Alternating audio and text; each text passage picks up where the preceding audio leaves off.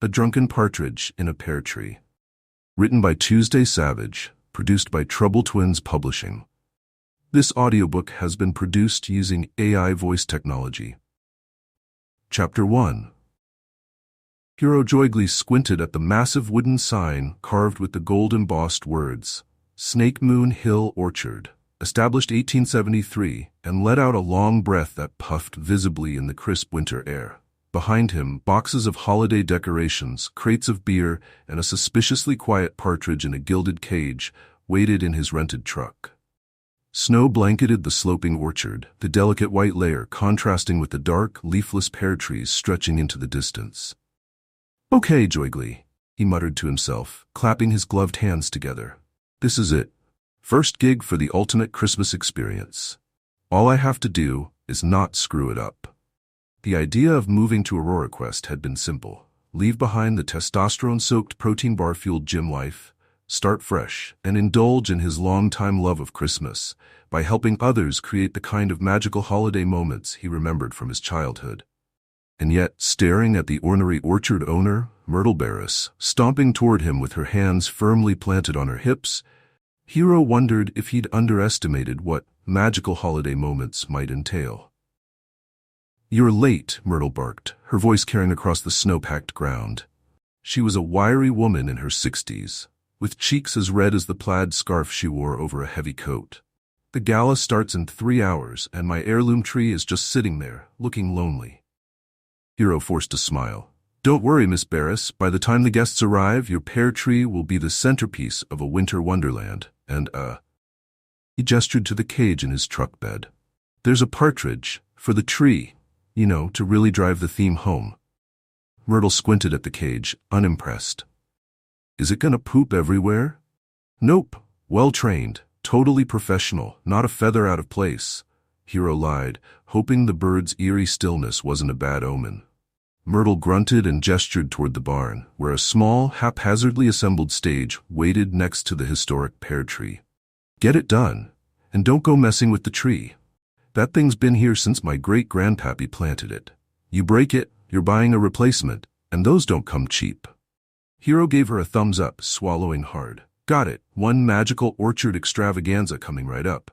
The partridge, Hero quickly realized, was not on board with his plans.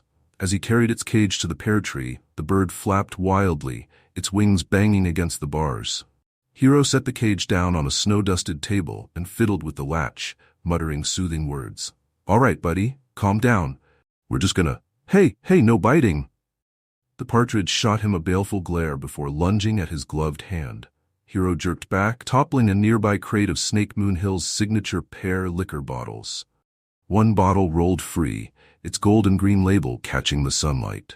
Before Hero could retrieve it, the partridge let out a triumphant squawk, escaped the cage, and pecked the cork loose. Whoa, stop that!" Hero lunged for the bottle, but the partridge had already tipped it over, sloshing pear-scented liquor onto the stage. The bird hopped down, pecked at the puddle, and let out what Hero could only describe as a hiccup. "Oh, no." He lunged for the bird, but it hopped out of his reach and his foot slipped in the puddle of liquor. Arms flailing, Hero crashed to the stage, landing heavily. The wood of the stage, made from old boards on liquor crates, cracked beneath him. Hero groaned and rolled to his side, rubbing his back. The partridge returned and began pecking the liquor again. Hero glared at the bird, but spied the leash the bird wrangler had promised to tie around its leg, so it couldn't fly away.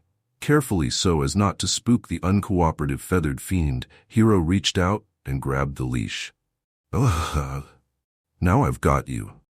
Hero tied the loose end of the leash to a crate and left the bird to finish setting up. By the time Hero set up the stage and began decorating the pear tree, the partridge had escalated from mischievous to fully inebriated. It squawked, stumbled across the stage, and flapped haphazardly at the ornaments Hero had hung as it tried to fly. "Stay on the ground, you little menace," Hero hissed as the partridge climbed the ladder he'd left leaning against the tree. It was too late. The partridge, teetering like a drunken sailor, reached a particularly shiny ornament near the top of the tree and yanked it free. The next moments unfolded in slow motion.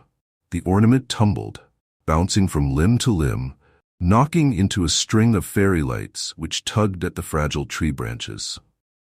The ladder wobbled, and with a sickening creak, the century-and-a-half-old pear tree leaned precariously before toppling into a pile of decorations with a crash and tinkle of broken glass ornaments, beer, and pear liquor bottles. Hero stood frozen, mouth agape, as the partridge squawked triumphantly from the top of the collapsed tree and stuck its beak in a broken bottle of beer. What, in the name of holly jolly hell, just happened? Myrtle's screech made Hero wince. Just as Hero was about to try and fail to explain the utter disaster, a new voice cut through the scene. Dixie, hell yeah, animal control. Someone reported a disturbance. Hero turned to see a woman walking towards him, a green pickup truck with Town of Aurora Quest emblazoned on the side behind her. She was tall and athletic, her fire-red hair pulled back in a no-nonsense ponytail. A khaki jacket with a badge made her look official, but the amused smirk tugging at her lips said she'd seen worse than a drunk bird. "Did I miss a barnyard brawl?" she asked, taking in the toppled pear tree, the broken ornaments, and the squawking partridge now attempting to fight a tangled strand of fairy lights that ensnared it. Hero sighed. "You missed the part where the partridge got drunk and destroyed Christmas." Dixie Hellia raised an eyebrow. "Christmas in the town's most prized heirloom tree? That's an impressive combo. Are you on a mission to get banned from Aurora Quest?" "Not intentionally," Hero muttered. Dixie strode toward the partridge, pulling on a pair of gloves. "Let me guess. You thought a wild bird would make a great decoration for your little holiday gig?" Hero bristled. "It's not a wild bird. It's semi-domesticated, a real professional." Dixie snorted as she expertly snatched the partridge out of the mess of fairy lights. "Sure, professional enough to chug booze like a frat boy." Hero looked at the drunk bird. "Well, there is that," he agreed glumly. Chapter 2. Hero rubbed the back of his neck, feeling Myrtle's glare boring into him like an angry drill sergeant assessing a failed recruit. Dixie, meanwhile, held the partridge at arm's length, inspecting it with the same detached professionalism she might have for a rogue raccoon. "Well?" Myrtle demanded, gesturing wildly at the wreckage. "What have you got to say for yourself?" Well, you see," Hero stammered, gesturing weakly at the partridge now blinking woozily in Dixie's hands. "The partridge, it wasn't supposed to get drunk. Wasn't supposed to," Myrtle shrieked. "Do you have any idea what you've done? That tree was, she choked on the words, waving a trembling hand at the toppled pear tree like it was a dearly departed loved one. "It was a part of the family." "Look," Hero said, holding up his hands defensively. "I can fix this. I'll buy a new tree. We'll make it a—" "Don't you dare finish that sentence with a Christmas miracle," Myrtle snapped. "Do you have any idea how rare that tree was? It was the heart of Snake Moon Hill Orchard, the first pear tree ever planted here.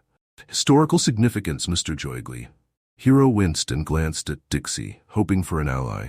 She raised one eyebrow in a way that somehow managed to be both amused and pitying. "Well," Dixie drawled, inspecting the partridge's beak, "at least the bird seems to have survived its little bender. Though I wouldn't recommend letting it near liquor again unless you want to add animal cruelty to your list of charges today." Hero blanched. "Charges?" "Relax," Dixie said with a smirk. "You'll get off with a warning, this time. But if this bird's got alcohol poisoning, it's coming out of your Christmas experience budget." "It's fine," Hero muttered, crossing his arms defensively. "Just a little tipsy. Happens to the best of us."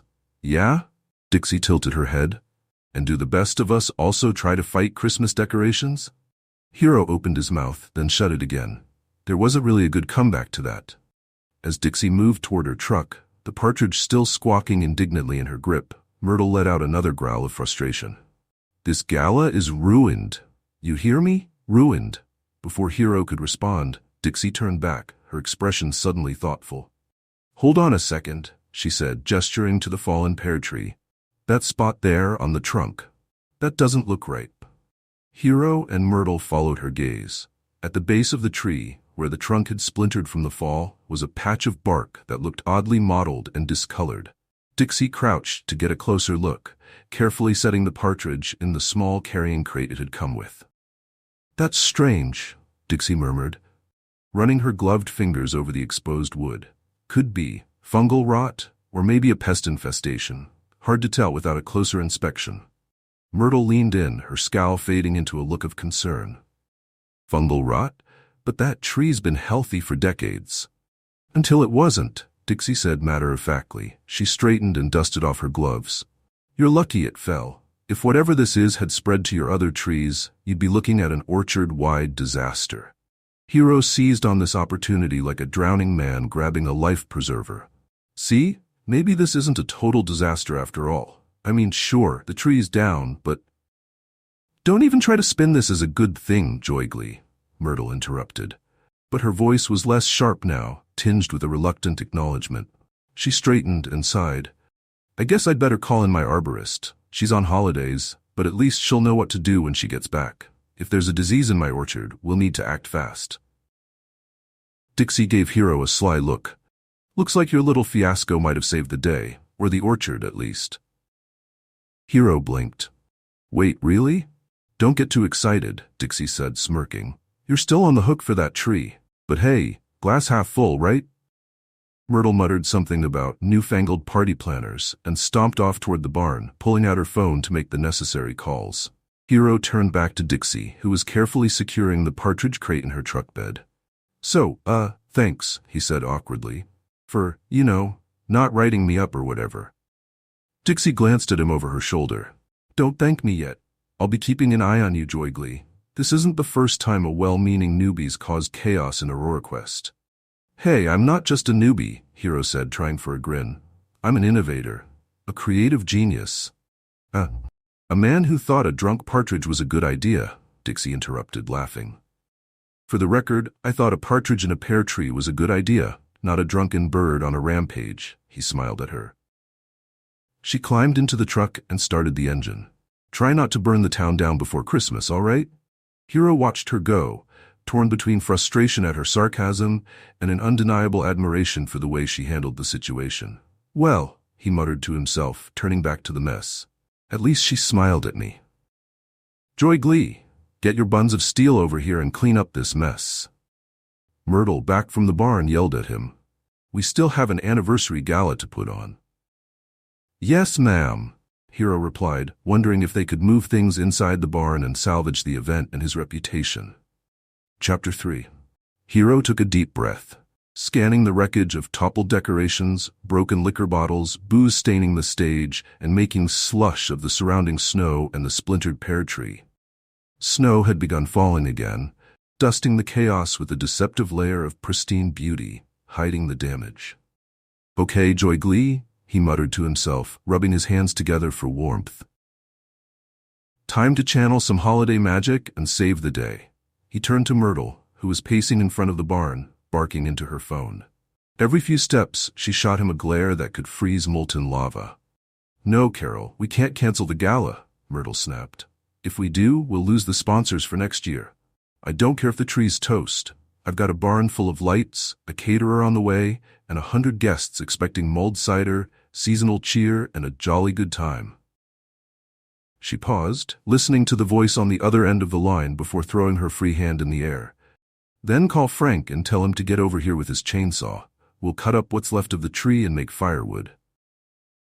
Hero flinched at the venom in her tone and decided it was best to approach cautiously. Miss Barris? About the gala. What? Myrtle snapped, her eyes narrowing. I was thinking, Hero began, his voice deliberately calm, since a gathering around the trees, no longer an option. Maybe we could move everything into the barn. I can set up the decorations there. It'll be cozy, festive, and, best of all, protected from any more partridge-related mishaps. Myrtle tapped her foot, considering. And how exactly do you plan to make it festive without my tree? I didn't get a traditional pine tree for this event. That pear tree was the centerpiece of the whole event. Hero hesitated, racking his brain for an idea. Then he spotted a stack of old wooden crates piled against the barn wall, their worn surfaces embossed with Snake Moon Hill's signature pear logo. What if, he said, pointing at the crates, we built a tree? Out of those. Myrtle raised an eyebrow. A tree made of crates? Sure, Hero nodded, warming to the idea. We could stack them in a pyramid, wrap them in fairy lights, the ones the partridge didn't destroy, and decorate them with ornaments. It'd be rustic, unique, and it'll highlight the history of the orchard. Plus, no one else will have anything like it. He gave her a sly glance. Especially not the competition in the next town. Myrtle pursed her lips, clearly torn between skepticism and the desperate need for a solution. Fine, she said finally, but if it looks stupid, I'm telling everyone it was your idea. Deal. Hero grinned, already pulling his gloves back on. An hour later, Hero stood back to admire the makeshift tree. The pyramid of crates had come together surprisingly well, thanks in part to Myrtle's detailed knowledge of their history. Each aged wooden crate had been carefully chosen to feature the orchard's vintage logos, with the oldest crate placed at the top, like the Christmas star on a traditional tree. Strings of twinkling fairy lights wound around the structure, casting a warm glow that reflected off the ornaments salvaged from the wreckage. Hero had draped the remaining lights along the barn beams above them. The trestle tables were arranged along one wall and covered with rustic tablecloths. Hero finished setting them up just as the caterers arrived.